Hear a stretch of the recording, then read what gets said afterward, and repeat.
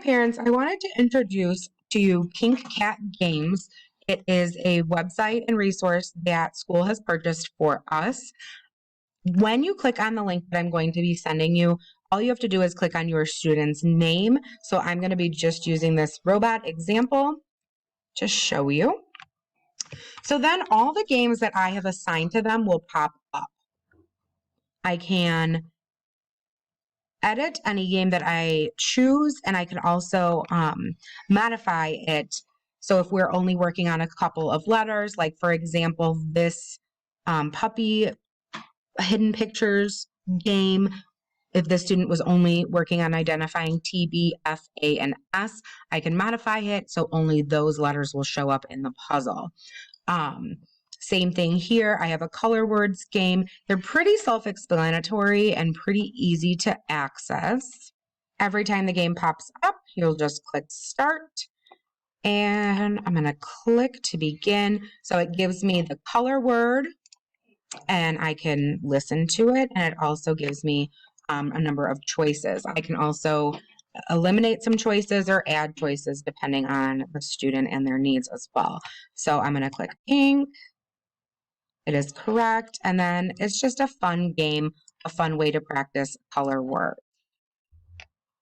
If the student didn't like this game or wanted to quit it, we can click on this gear in the upper left-hand corner and you can choose to continue. If it was an accident, you can click new game to start over, or you can click quit and it'll take you back to that original screen of all the games that I have assigned for them. I'm going to show you one other thing. So I'm back on my main page when you click the link, and I'm going to show you what it looks like for another student. So this student may be working on some different things. These can be related to their IEP goals or just modifications from their curriculum. So for this color words, you'll notice that it looks a little bit different than the last student. So I'm going to click start again. And so you'll notice this time for this student, it gives a color and then they have to read each word in order to identify it. So everybody's games can be a little bit different. They can also be similar if they're working on the same skills.